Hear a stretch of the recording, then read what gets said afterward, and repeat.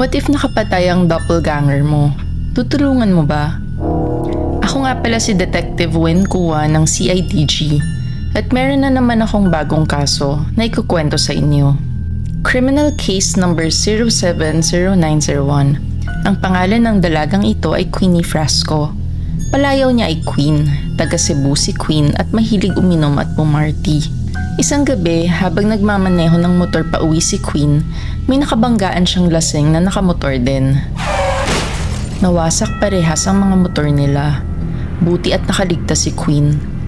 Pero sa kasamaang palad, ang nakabanggaang motor niya ay binawian ng buhay. Namatay on the spot si John at si Gala.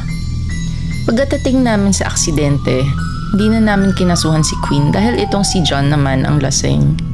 Hinatid si Queen sa ospital para ma-check ang kanyang mga galos. Ang akala ko ay isang normal traffic accident lang ito kaya hindi ko na inimbestigahan pa ng maigi. Pero kinabukasan habang nasa mall kami ng pamilya ko, nakita ko si Queen. Nilapitan ko siya para kamustahin. Kinamusta ko din ang mga sugat niya. Pero parang nagulat siya at di niya ako mamukaan.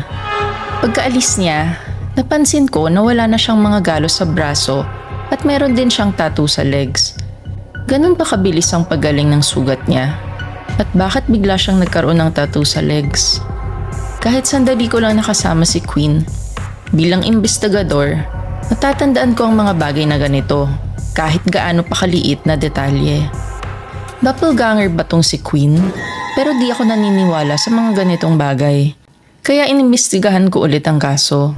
Kinuha ko ang CCTV footage kung saan nangyari ang aksidente at na-verify ko na walang tattoo sa leg si Queen at may mga sugat nga siya.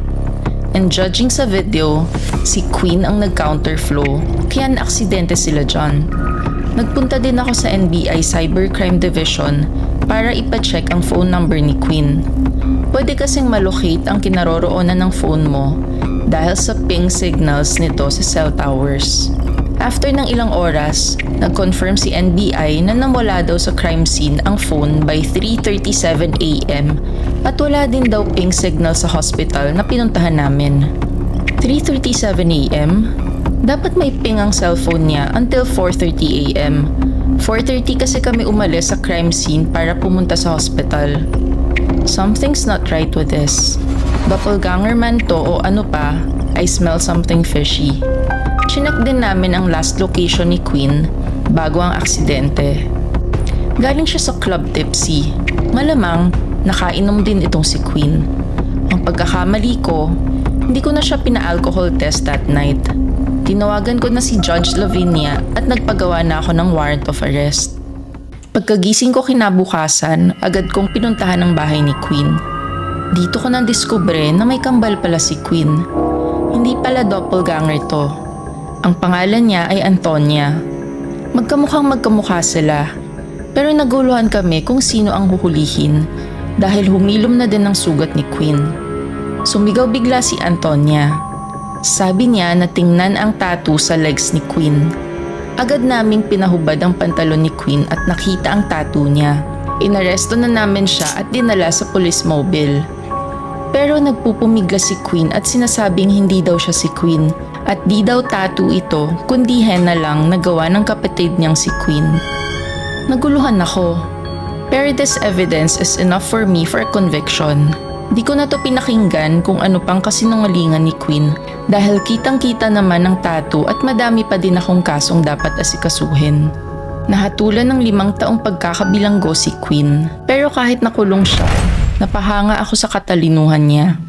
Nauto niya ang kanyang kakambal na palitan siya sa motor accident para di maamoy na nakainom siya. Kung di ko siya nakita sa mall, tiyak, nakalusot siya. Naawa naman ako kay Antonia. Tinulungan pa ang kambal niya kahit mali. Pero hindi dito nagtatapos ang story ni Queen. Makalipas ang 5 taon, nakalaya na siya. Dumiretso kagad siya sa kanyang kambal na si Antonia at pinatay niya to. Nakulong na naman siya. Kahit hindi ako ang may hawak ng kasong ito, pumunta ako ng morgue kagabi para tingnan ang bangkay ni Antonia at bigla akong nakita na may tattoo siya sa legs. At dito na ako nagsisi na hindi ko pinakinggan si Antonia nung inaresto namin siya. Pumunta ako sa kulungan at tiningnan kung may tattoo si Queen. Tulad ng inaasahan, wala siyang tattoo. Matalino talaga si Queen at totoong henna lang talaga ang nilagay niya nung inaresto namin si Antonia. Hindi ko alam kung anong sasabihin ko kay Antonia, kung paano ako makakabawi. Sinabi ko na lang, pasensya ka na, pero tandaan mo, hahanap ako ng paraan para makatakas ka dito. Tandaan mo yan, Antonia.